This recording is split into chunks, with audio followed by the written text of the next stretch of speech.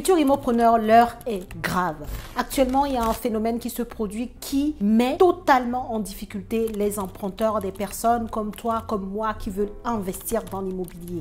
Si tu veux savoir de quoi je veux parler et ce que moi j'en pense et les conseils que je peux te donner, reste jusqu'à la fin de cette vidéo. Je pense que c'est l'une des vidéos les plus importantes de la chaîne, surtout en cette année 2023. Donc, je t'invite à rester jusqu'à la fin de cette vidéo.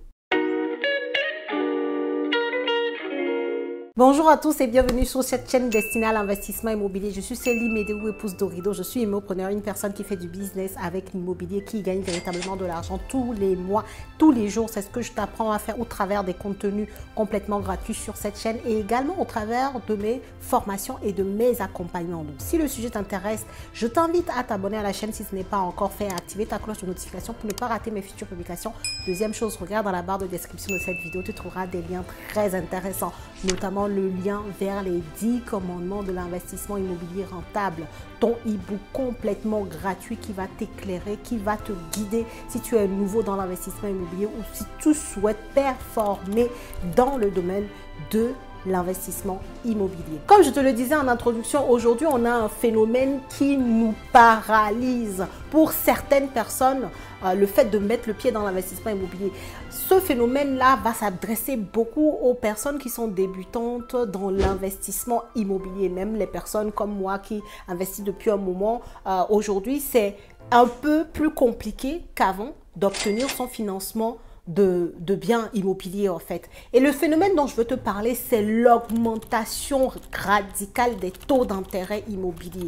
Les taux qu'appliquent les banques, le taux nominal d'emprunt aujourd'hui ne fait que augmenter. Je veux dire, il y a quelques années en arrière, donc 2019, 2020, 2021, tu voudrais faire ton crédit sur 25 ans, on était sur des taux autour de 1,5% quoi. Et il y en a même, moi j'ai eu du 1,40% sur 25 ans. Il y en a qui ont eu beaucoup mieux que ça. Sur 20 ans, on était sur des taux en dessous de 1%. Est-ce que tu t'imagines? Aujourd'hui, tu veux faire les mêmes emprunts, on te parle de 3,5% en bon taux. Le bon taux aujourd'hui, c'est 3,5% sur 25 ans et 3%, autour de 3% sur 20 ans. C'est juste incroyable quoi. Limite, les taux ont fait du x3 en moins de 3 ans. C'est juste énorme. Et qu'est-ce qui explique ça? Il y a l'inflation, hein. Il y a le fait que les banques centrales qui elles-mêmes prêtent de l'argent aux banques commerciales chez qui nous on va prêter de l'argent, et ont augmenté leur taux. Ça veut dire que les banques commerciales en fait payent elles-mêmes plus cher leur financement, leur billet quoi. Et du coup, ce qui fait que nous, en tant que particuliers, entreprises qui allons voir les banques commerciales, du coup, elles aussi, elles ont augmenté leur taux pour pouvoir gagner de l'argent. Les banques ne sont pas des, comment dire ça, des organismes à but non lucratif, tu vois. Donc, partant de là, ça veut dire que si l'argent leur coûte plus cher, nous particuliers, elles vont les répercuter sur nous et l'argent nous coûtera aussi de plus en plus cher. Et tout ça découle de l'inflation. Et derrière tout ça, pour faire simple, l'idée pour les banques centrales, c'est de ralentir un peu l'économie pour justement maîtriser, contenir cette inflation-là pour qu'il n'y ait pas une crise incroyable comme on l'a pu l'avoir dans la décennie précédente. Ouais, c'était 2008, je crois, à peu près. Donc, bref, pour faire simple, c'est à peu près ça, quoi. L'idée, c'est de ne pas rentrer en crise. Et c'est vrai que derrière, les taux augmentent pour les banques commerciales et donc les taux aussi d'emprunt, que ce soit pour les crédits à la consommation, les crédits immobiliers, peu importe, tous les crédits, les taux sont en train de flamber. Et j'ai fait un exemple pour te montrer à quel point ça flambe et ensuite on va parler en deuxième partie, comme je t'ai dit, qu'est-ce qu'il faut faire du coup aujourd'hui. Est-ce que voilà, on va rentrer ensuite dans ce détail-là. J'ai pris un exemple pour un crédit immobilier à 100 000 euros. 100 000 euros, il y a quelques années en arrière, 2019, 2020, 2021, tu prêtais 100 000 euros, tu empruntais 100 000 euros sur 25 ans à un taux de 1,43. J'ai pris 1,43, mais il y avait plus bas que ça, 1,43. Et donc, ce crédit-là te coûtait à peu près 27 500 euros. Aujourd'hui, en 2023, à l'heure où je tourne cette vidéo, ce même crédit-là, tu vas le faire sur 25 ans à 3,5%. Et ce même crédit, 100 000 euros va te coûter 57 700 euros. 57 700 euros. Tout à l'heure, j'ai dit, il y a 3 ans en arrière, ça te coûtait 27 500. aujourd'hui, ça te coûterait 58 700 euros. 58 700 euros, c'est juste énorme. Donc, ça veut dire quoi? Ça veut dire que le crédit coûte de plus en plus cher. Et derrière, la conséquence, c'est que les mensualités de crédit sont plus importantes. D'ailleurs, il y a 3 ans, ce crédit de 100 000 euros t'aurait coûté 425 euros par mois, assurance comprise. Et aujourd'hui, ça te coûte 529 euros, assurance comprise. Donc, qu'est-ce que ça veut dire? Ça veut dire que si ton salaire n'a pas suivi l'inflation, n'a pas suivi l'évolution des taux, ça veut dire tout simplement que ta capacité d'emprunt va dégringoler. Et c'est ce qu'on voit aujourd'hui. Les mêmes personnes à qui leur conseillère bancaire leur a dit il y a 1 an même, il y a 1 an, 2 ans, vous pouvez prêter 250 000 euros. Aujourd'hui, ces mêmes personnes qui vont voir la banque leur dit vous pouvez emprunter que 200 000 euros, que 190 000 euros. Et donc, qu'est-ce qu'il faut faire? Est-ce que ça veut dire que face à ça, parce que notre capacité d'emprunt baisse, il faut mettre en parenthèse son projet immobilier, il faut attendre le temps que les taux d'intérêt baissent? Si tu me suis sur la chaîne, tu sais ce que je vais te dire comme réponse. Personne n'a de boule de cristal, la team des immopreneurs. Ça veut dire que ça ne sert à rien d'attendre. Moi, de toutes les prévisions que j'ai d'ici la fin d'année 2023, les taux sont censés continuer leur progression à la hausse. D'accord? Donc, ça veut dire que si toi, aujourd'hui, tu attends que les taux baissent pour faire ton investissement, tu es en train d'attendre pour peut-être rien. Tu vas peut-être jamais acheter ou tu vas peut-être acheter, je ne sais pas, peut-être l'année prochaine ou l'année d'après ou peu importe. Parce que personne n'a de boule de cristal.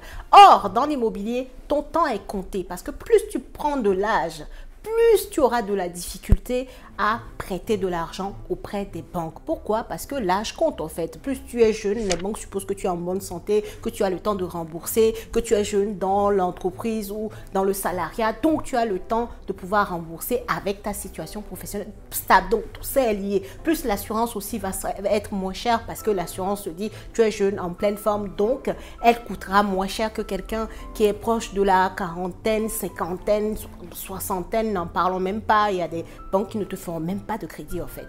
Donc, le temps est compté dans l'immobilier, ce qui fait qu'aujourd'hui, ce n'est pas parce que les taux augmentent, ce n'est pas parce que ta capacité d'emprunt baisse que tu dois littéralement mettre de côté ton projet immobilier. Qu'est-ce que tu peux faire alors? C'est ça le plus important. Qu'est-ce que tu peux faire? Toi qui es dans cette situation aujourd'hui, que dois-tu mettre en œuvre? Il y a une autre vidéo que je ferai pour rentrer, je crois que la vidéo qui va sortir la prochaine, je rentrerai vraiment en détail sur comment investir aujourd'hui avec cette actualité-là qui clairement, on ne peut pas nier, baisse drastiquement les taux, la capacité d'emprunt de tout le monde. Et du coup, derrière, le problème, c'est que le taux d'endettement, lui, il est toujours fixé pour l'instant à 35%, même si le gouvernement est en train de faire les pieds et les mains avec les banques centrales pour pouvoir soulager les banques centrales, avec pour la France en tout cas le Haut Conseil de stabilité financière pour pouvoir on va dire assouplir ces règles là. Mais on n'en est pas encore là. Je crois qu'il y a des réunions qui sont prévues en juin, donc on verra comment tout ça va évoluer. On a voilà un œil très figé sur l'actualité là par rapport aux banques, mais on n'en est pas là. Donc la prochaine vidéo, reste bien connecté, on parlera de comment investir aujourd'hui en tenant compte de cette actualité. Ce que je voulais te partager dans celle-ci aujourd'hui, c'est simplement que si le vent tourne, en fait, il faut être malléable en fait. Pour moi, c'est un principe de vie. Toujours être malléable, toujours rester l'esprit ouvert. Aujourd'hui, moi, si j'étais débutant, je démarrais dans l'immobilier et que j'affrontais cette difficulté-là, déjà, je m'en voudrais parce que les années précédentes, qu'est-ce qui a fait que je n'ai pas investi? Donc, déjà, je ne peux que m'en prendre en moi-même. Les gens comme moi ou d'autres qui ont pu profiter des taux bas, ce ne sont pas des magiciens ou des magiciennes, ce sont des personnes qui ont su profiter des opportunités. La vie est faite d'opportunités, mais seulement pour les personnes qui arrive à les reconnaître. Donc, si tu n'as pas fait les choses, bon, déjà, je m'en voudrais, je me prends dans l'exemple. La deuxième chose que je ferais, la banque m'a dit il y a 2 ans que je pouvais emprunter 200 000 euros. Aujourd'hui, elle me dit que je ne peux emprunter que, admettons, 150 000 euros. Qu'est-ce que je fais? Eh bien, je change ma stratégie d'investissement, la team. Si avant, mon idée, c'était d'avoir, je ne sais pas moi, un immeuble de rapport dans une ville à taille moyenne et tout ça, bah aujourd'hui, à 150 000 euros, si je sais que c'est compliqué d'avoir cet immeuble de rapport, je vais me diriger vers un investissement plus petit. mais toujours en gardant en tête la sélection du type d'investissement. C'est-à-dire que quand je dis réduire le type d'investissement, c'est la taille, c'est le coût en fait. C'est-à-dire si je ne peux plus avoir 200 000 euros qui me permettaient d'acheter un immeuble de rapport dans une certaine zone, bah si aujourd'hui c'est 150 000 euros, peut-être que je vais acheter un appartement, tu vois, peut-être que je vais acheter un studio. Mais non, je dois toujours garder en tête que puisque je dois rester rentable, ça veut dire que je vais influer sur le type d'exploitation que je vais faire de ce bien-là pour pouvoir aller tirer la meilleure rentabilité possible parce que ça ne doit pas me quitter. Comment dire ça ne doit pas me quitter des yeux en fait. Le fait de trouver une meilleure rentabilité, ça doit être on va dire mon goal de tout le temps lorsqu'on parle d'investissement immobilier rentable, ok? Donc même si je ne peux pas trouver les immeubles de rapport, même si je ne peux plus me le permettre parce qu'aujourd'hui ma capacité d'emprunt est trop bas pour que je puisse aller vers ce type d'investissement, et ben je vais me tourner vers peut-être un appartement pour faire de la colocation en fonction des zones. À 150 000 euros c'est possible. Je vais me tourner peut-être vers un petit T2 et à ce moment-là je vais me poser la question, waouh, le T2 aujourd'hui, admettons un T2, on va reprendre l'exemple des 100 000 euros. 100 000 euros, on me dit que je ne peux avoir que 150 000 euros. Non, je prends l'exemple des 100 000 euros parce que j'ai déjà mes calculs. 100 000 euros. 100 000 euros sur 25 ans, on l'a vu, ça me fait 529 euros aujourd'hui mensuellement. Donc même si je me dis je vais acheter un T2 parce que c'est ce que finalement la banque aujourd'hui en 2023 peut me prêter, je vais me poser la question, ok, ce T2 là, combien je peux le louer si je fais en location classique en fait? C'est 600 euros. Ah, ok, si je le loue à 600 euros, ça veut dire que si j'enlève les 529 euros, il me reste 71 euros. 71 euros, si je paye ma taxe foncière, si je paye les charges de copropriété pour cet appartement-là, il me reste certainement pas de cash flow. Je suis même en négatif, il se peut que j'ai de l'effort à faire pour pouvoir compléter sur les charges de ce bien immobilier-là. Donc, est-ce que j'achète ce T2-là? La réponse est clairement non. Parce que même si on me donne que 100 000 euros, il faut que le bien soit rentable. Pourquoi? Parce que ça me donne une porte grande ouverte pour mes autres investissements, tu vois. Donc, c'est pas parce que j'ai moins d'argent que je dois moins bien faire. Non. Peut-être que je dois prendre plus de temps, peut-être que je dois changer de stratégie, comme je disais tout à l'heure. Si ce T2-là, je ne peux pas le louer en location classique, peut-être il va falloir que j'aille vers la location courte durée, la location moyenne durée, les locations mobilité et tout ça, pour pouvoir en sortir un meilleur loyer qui me permette quand même d'avoir un petit peu de cash flow, ce qui permettra aux banques d'avoir une meilleure image de moi en tant qu'investisseur immobilier et qui m'ouvrira des portes pour d'autres investissements. Imagine-toi, tu te présentes devant une banque qui te prête ton argent à 3,5%, 100 000 euros, 529 euros à rembourser par mois et malgré ces taux-là, tu arrives à faire du cash flow. Qu'est-ce que tu renvoies comme signal à cette banque? Malgré que l'argent coûte plus cher, toi, tu sais investir et tu arrives toujours à trouver de meilleurs rendements, même si l'argent coûte plus cher qu'avant.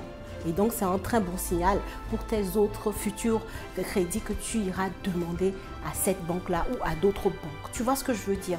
Donc, restons malléables. L'investissement immobilier est toujours intéressant. La preuve, c'est que les prix sont en train de dégringoler également. Autant les taux d'intérêt augmentent, ok? Ça dégringole ta capacité d'emprunt. Autant aujourd'hui, dans le même temps, les biens immobiliers commencent à coûter de moins en moins cher. Donc, à toi de garder l'esprit ouvert, à toi de savoir suivre la vague et profiter des opportunités qui arrivent avec cette vague-là pour ne pas être dans l'attentisme. Voilà ce que je vais m'arrêter là parce que sinon la vidéo, je trouve qu'elle est un peu longue. Désolée, il y a tellement à dire sur ce sujet des taux d'intérêt et tout ça et du comportement, de l'état d'esprit à avoir. Mais je vais m'arrêter là. Si la vidéo t'a plu, je t'invite à la liker, à la partager. Dis-moi en commentaire ce que tu en penses de l'augmentation des taux et du fait qu'aujourd'hui la capacité d'emprunt dégringole. Est-ce que tu fais partie de la team qui attend ou est-ce que tu fais partie de la team qui va être malléable et qui va pouvoir trouver des solutions pour quand même aller utiliser la capacité d'emprunt qui est disponible en fait, tu vois. Donc n'hésite pas à me dire en commentaire, reste connecté. La prochaine vidéo, on va parler de comment du coup investir en connaissant la situation qu'on a aujourd'hui et tirer quand même son épingle du jeu. Like, partage la vidéo et moi je te dis à la prochaine vidéo.